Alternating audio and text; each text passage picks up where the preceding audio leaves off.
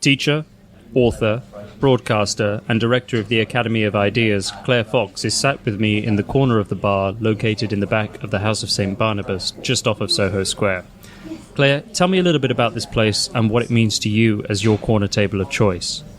Yeah, so it's a private members club, and I really like the notion of it because it's both a very fine private members club, but also they have a charitable arm, and they work with both the homeless and more specifically doing employment training with homeless people to get them into work. And I think that seems to me, they're not overly worthy about it. It's not kind of preachy, but it does mean that the profits from the club go for a good cause, and it's one that I'm pretty enthusiastic about.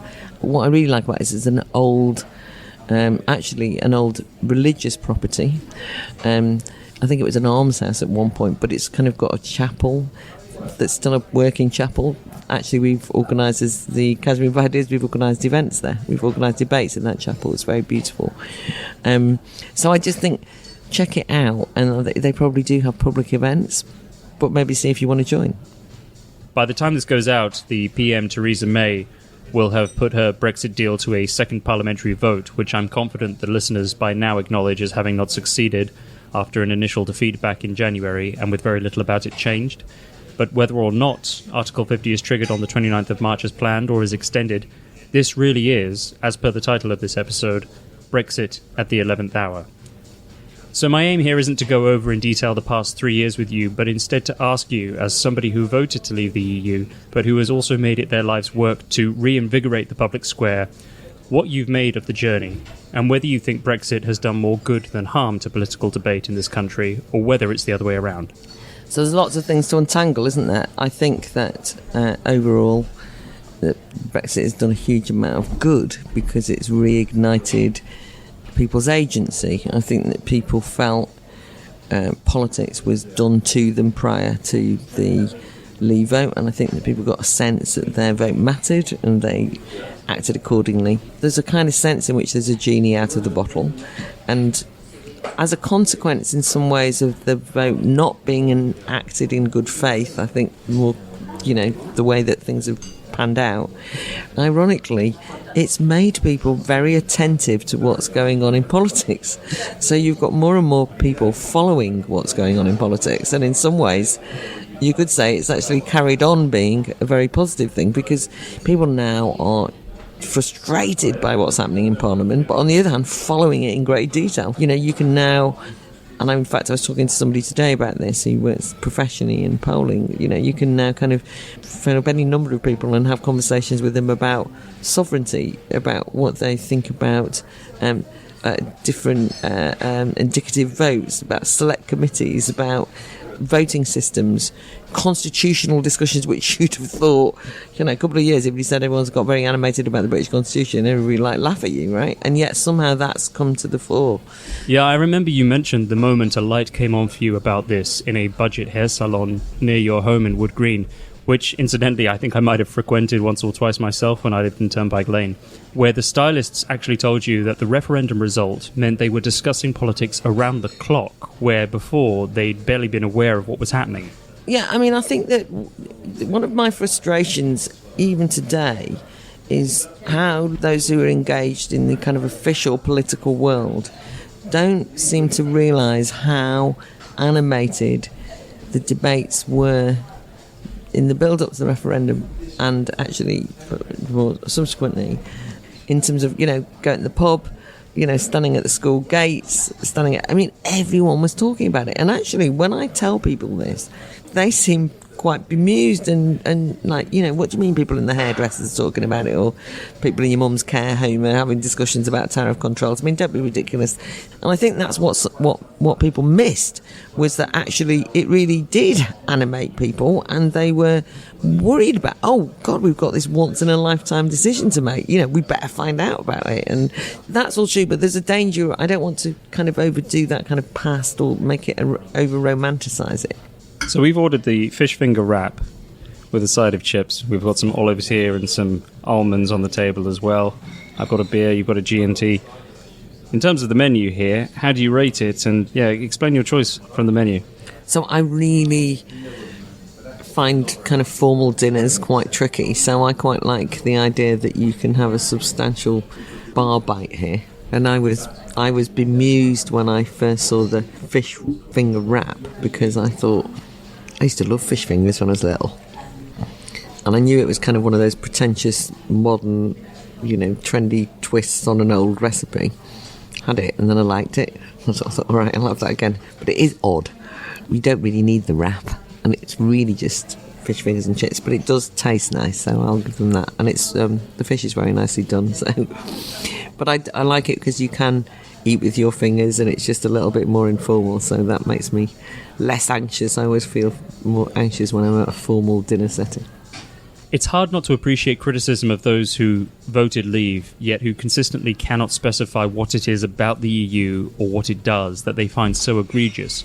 Asked exactly which directives, which laws, which policies voters find most repugnant, consistently the answer they opt for is all of the above. Yeah, but that's why the lightning rod, the kind of the thing which summed it all up so much, was freedom of movement, because that's the really big one. And it kind of encapsulated the issues for people. So I think that the kind of like, gone which of the directives is missing the point of what the kind of the general narrative that came out. Which, by the way, if you vote with feeling and have got instincts, it's not the same as being unreasonable or not using your reason. I mean, that's part of reason. Reason isn't just a kind of mechanical calculation. But doesn't voting out of a kind of devotion to nebulous concepts such as sovereignty play straight into the hands of ideologies and their ideologues? No, but I believe in ideology. Ideology, there's no just one. They're competing ideologies. Ideology is what gives you principles. It's it's the big visions of society that have been fought over the years, have been based on ideologies. And post-ideological period, which is exactly the technocratic, ideologies were so terrible, they led us down these terrible paths. No, they didn't. They also led to, abolishing slavery, right? Giving everybody the vote, women's equality. Those are part of ideology. They're not some technocratic cost and benefit worked out. So do you think that we've got the reading of 20th century history wrong, in that ideas that form a kind of monolithic truth, though romantic, though able to sway millions of people, are the most dangerous, and that we should do everything we can to employ reason, empiricism, in order to avoid that at all costs? We want to avoid dogma. How is that different to ideology? Dogma is a completely thoughtless adherence to big ideas, but post-ideological, post-modern, a commitment to any ideas is thin gruel, right? And just in any kind of sense, when you consider, well, what would you die for? What would you kill for? Now, these sound a bit scary things, right? But it's so that you go beyond yourself, right? So that you're thinking of the bigger pictures.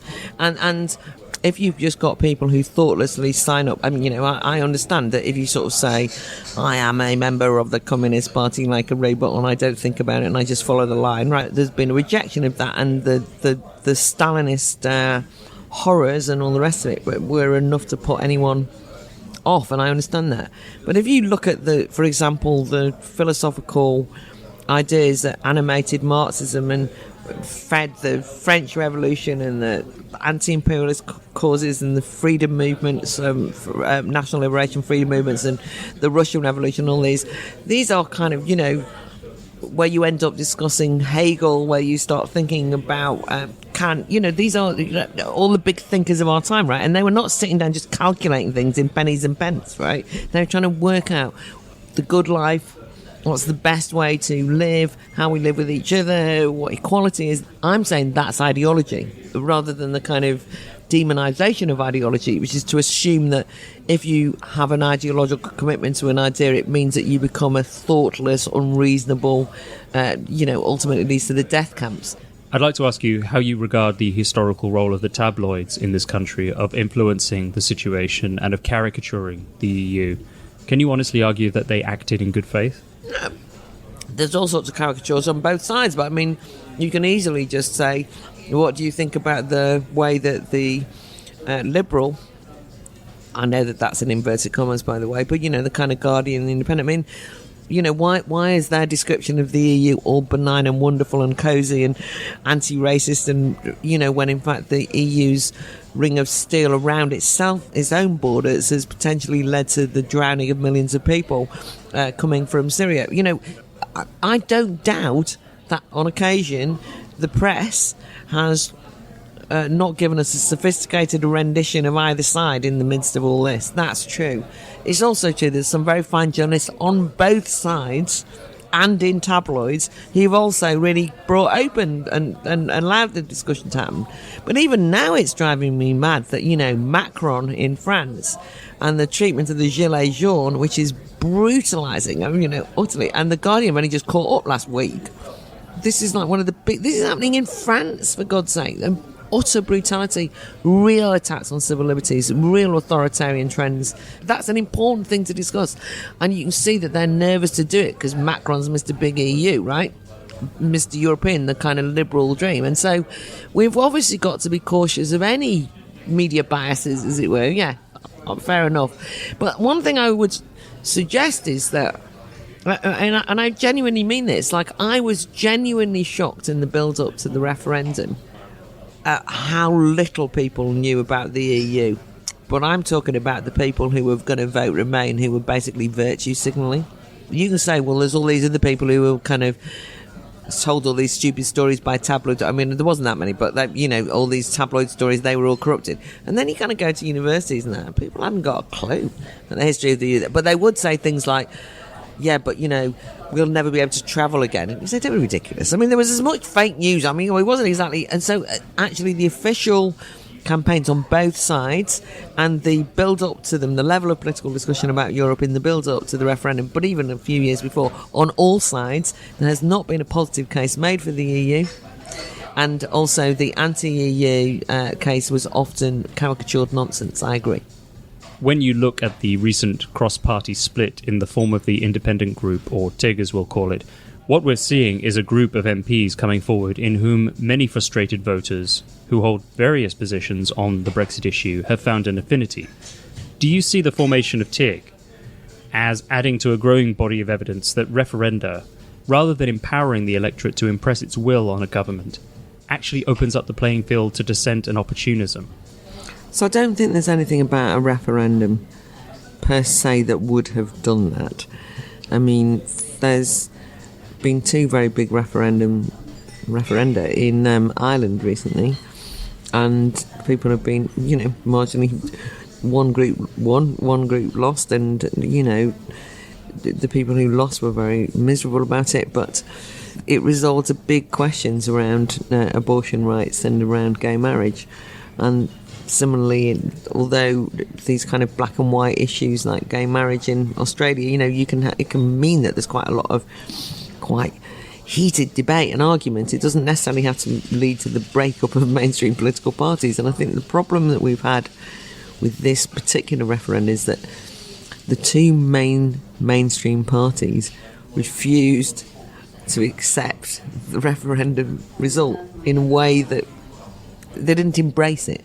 They kind of formally accepted it, whilst actually their parties have gone into civil war over it.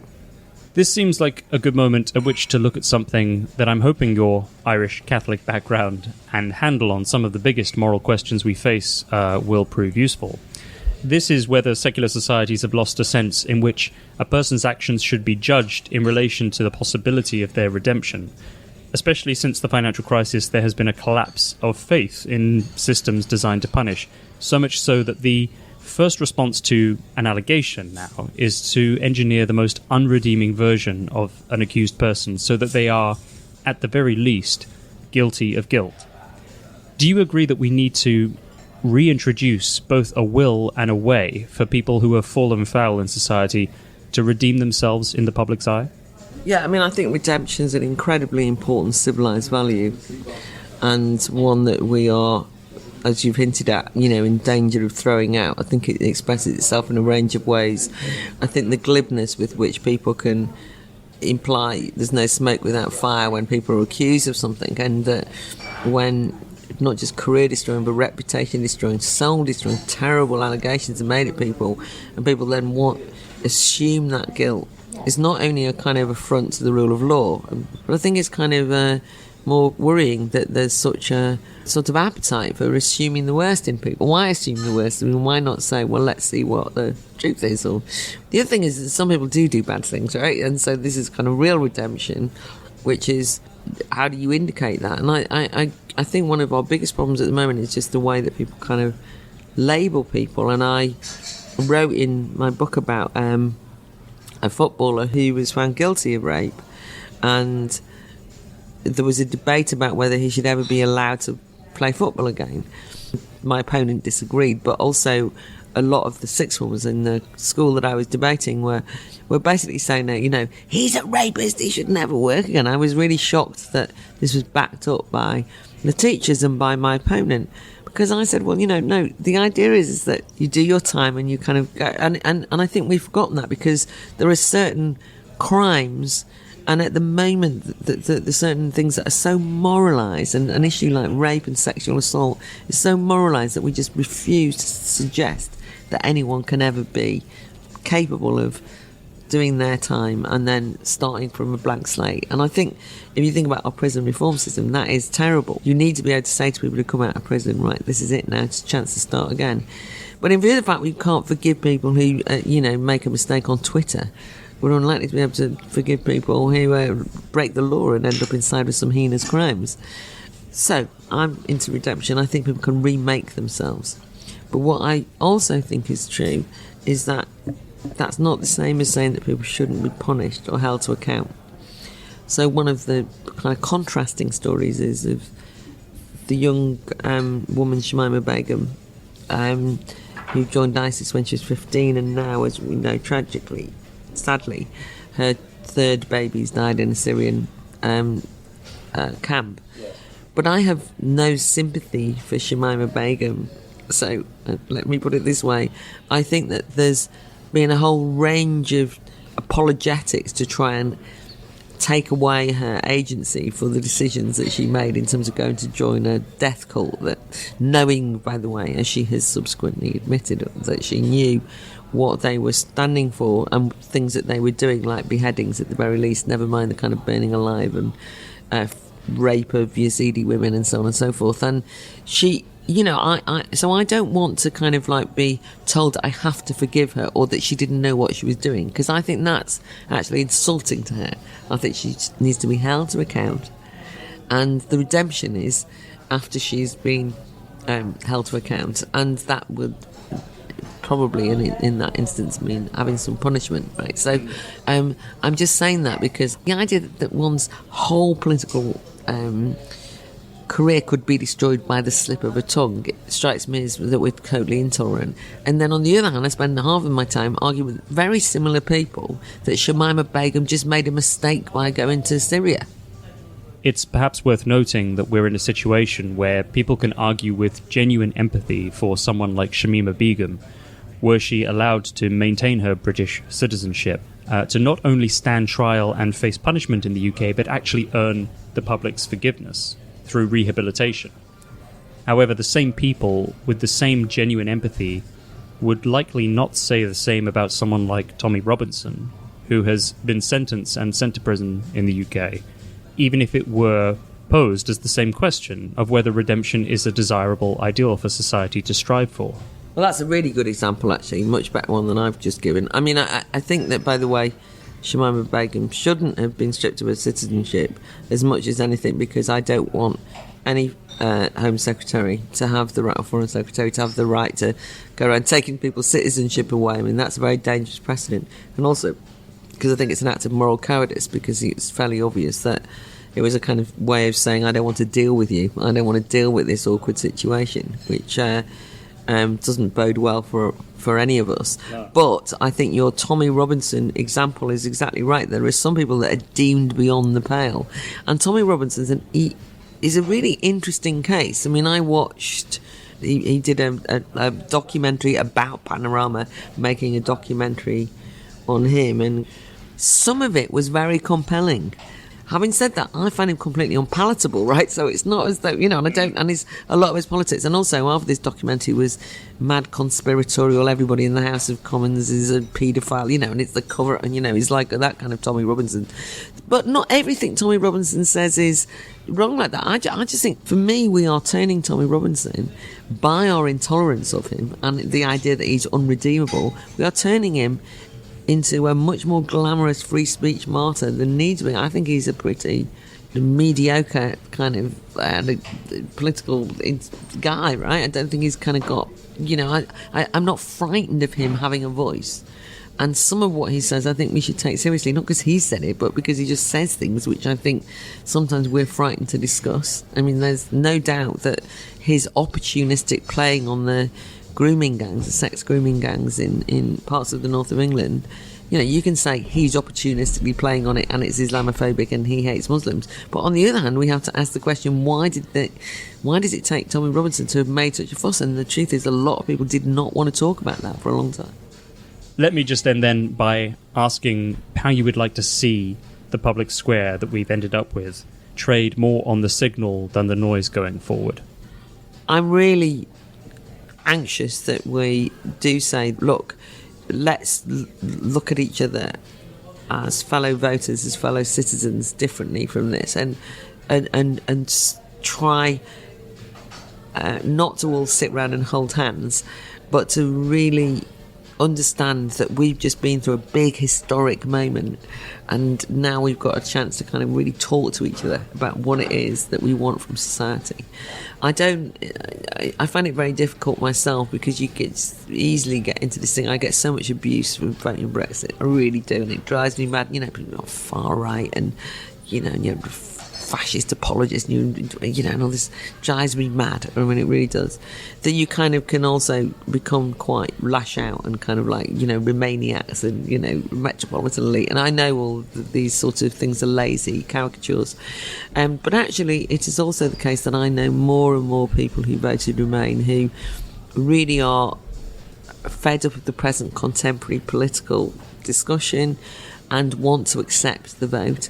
I don't mean that they've suddenly all decided that they don't like the EU. I just mean they've grown up enough to know, right, I accept it.